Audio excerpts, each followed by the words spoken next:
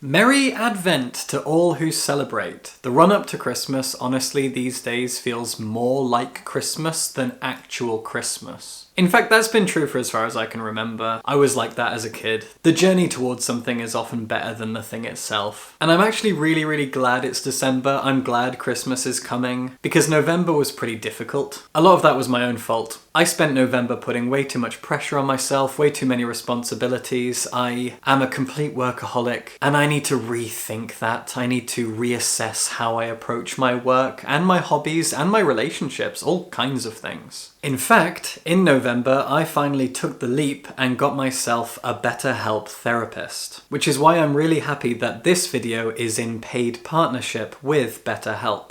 I talk about my mental health struggles a lot, I'm very candid about it, and I think it's important, provided you have the strength to open up about your mental health and admit that life is hard for us. I've struggled with anxiety and depression for a long time. The past few weeks for me were considerably difficult, and so I got myself a therapist, and so far, things are going brilliantly. The benefits of therapy are myriad, and after just 2 sessions, I'm already seeing enormous benefits. Therapy has already helped me reframe how I see myself and see the world around me. It is really remarkable stuff. And I've done it all through BetterHelp. If you think that you would benefit from therapy, as I certainly have, you can go to betterhelp.com/booksandbow. The link is in the description, and you'll get 10% off your first month of therapy with BetterHelp. With BetterHelp, you can choose to have your therapy sessions as a phone call, a video call, or a series of messages. I'm having mine over video call and it's working brilliantly. When you first sign up, you fill out a detailed questionnaire that allows BetterHelp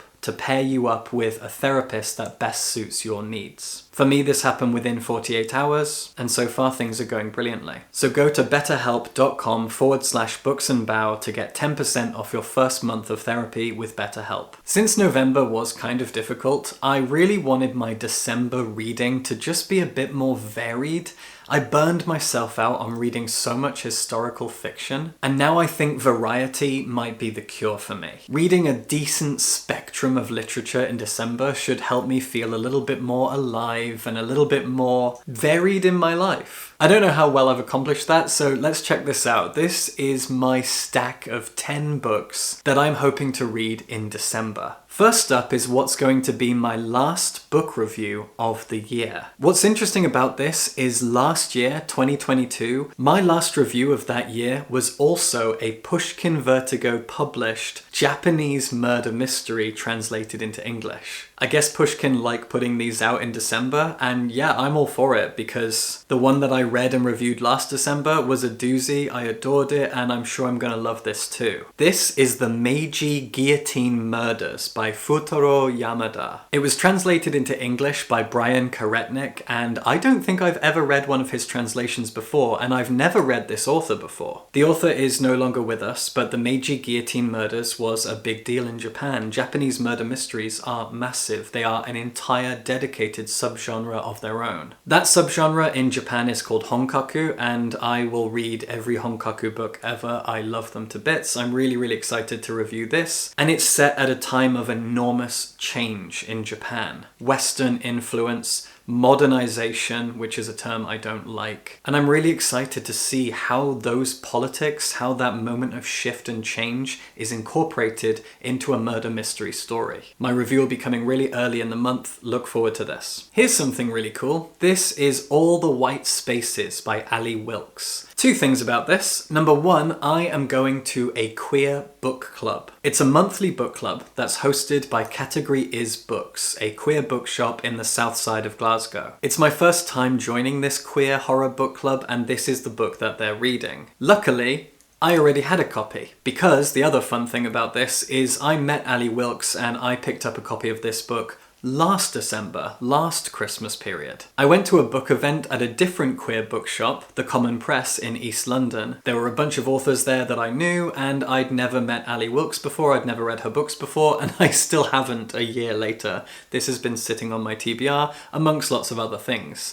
Ali's brilliant. She signed this. She's got a new book coming out soon, and I'm finally going to read this for my book club. This is an historical horror novel set around the period of the First World War about an Antarctic expedition. It sounds like John Carpenter's The Thing, mixed with Dan Simmons' The Terror, and a little bit of Frankenstein. Our protagonist also happens to be a trans man, so I am very, very excited to read this for a queer horror book club. I will be doing a video on it. Look forward to that. Every so often, I get my patrons to vote on a book that I should revisit, something that I previously adored and it's time for me to reread. I always give them 3 options, and this time they voted for Northern Lights by Philip Pullman. Northern Lights was the book that got me into reading. I'll talk about this a lot more when I reread it and do the video on it, but I am more grateful to Philip Pullman and Northern Lights than I can ever put into words. This trilogy, His Dark Materials, were the first books I ever read. I was a very late reader in my late teens. Mid-teens? Yeah, no, I was like 15, 16. And these books changed me. They are the reason that I'm standing here now. Again, I'll talk about it in more detail, but I'm going to be rereading Northern Lights in the lead up to Christmas. I will do a video. Thank you to my patrons for voting on this, because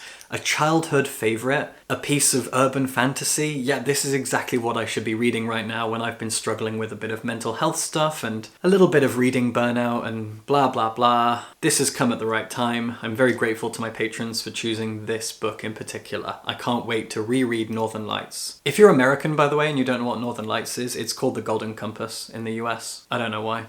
That happens a lot. Anyway, I'm going to reread it. I start thinking about end of year lists way earlier than I should. Like August, September time, I start wondering about what my end of the year list will look like. And not just for books, but often for music as well. I've already got my top 20 albums of this year in my notes app on my phone. And as always, I will be doing 2 end of year book lists. One of books in translation and one of books written in English. I say all of this because I think I know what's going to be on those lists. However, I picked this up recently. In Memorium by Alice Wynne. And I need to read this in December before doing my books of the year list, because this might end up being on it. This is a lot of people's favourite book of the year. People have gone nuts over this. It is a gay romance set during World War I, and I am so excited to read it. I finally got it. I couldn't resist. I went to Topping & Co. in Edinburgh. I saw it and I grabbed it.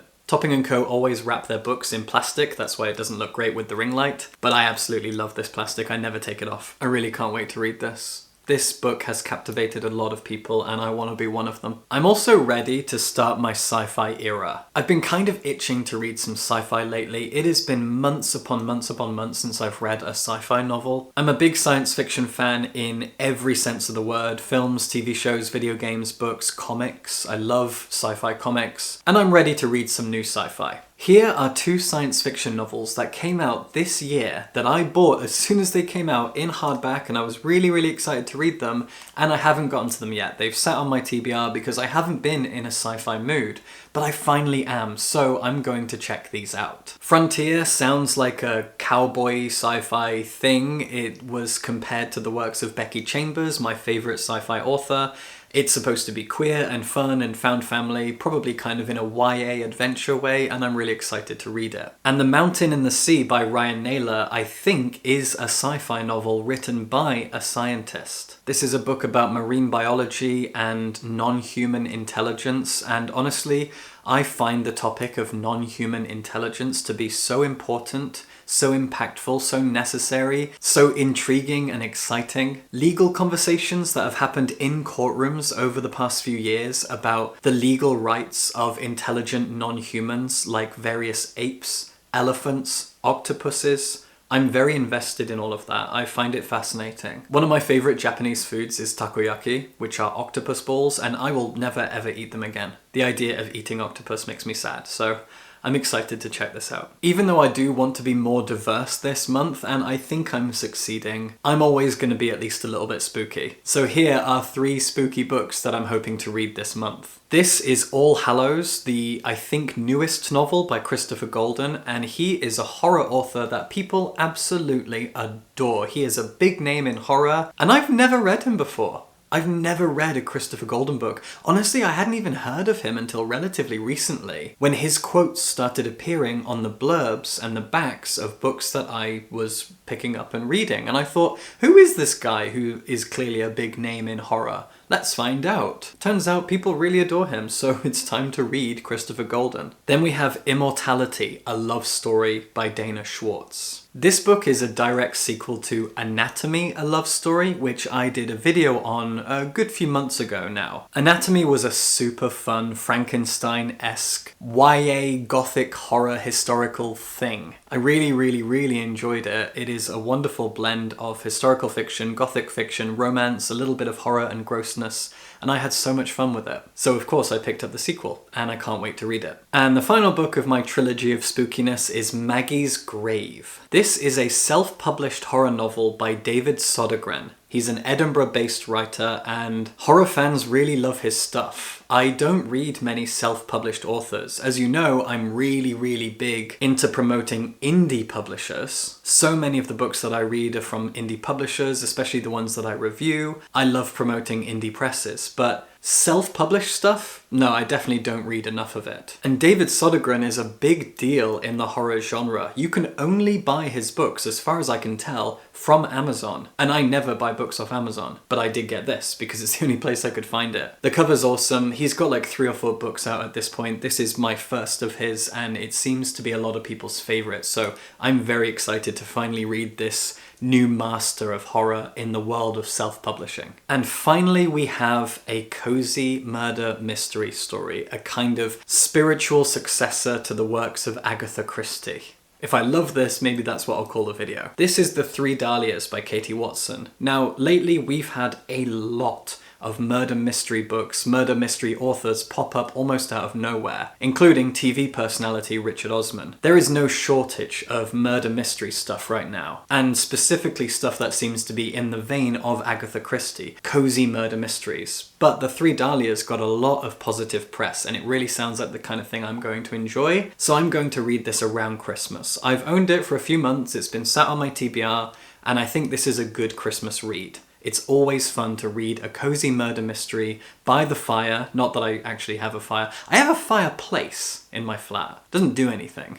It's an old Victorian building. It has a fireplace. Doesn't work. But I'll sit near it and I'll read The Three Dahlias. This is my Christmas cozy murder mystery. There you go. Those are the 10 books that I'm hoping to read in December. I'll definitely be reading and reviewing the Magi Guillotine murders. That might well be my next video. I'm excited to finally read some sci-fi again. In Memorium is something I'm gonna have to get to because it might end up on my books of the year list, you never know. And of course I'll be rereading Northern Lights because my patrons voted on it and I really need something nostalgic and wholesome and kind of homely to read right now. Let me know what you're planning to read in December in the comments below. Support me on Patreon if you'd like to, and subscribe for books.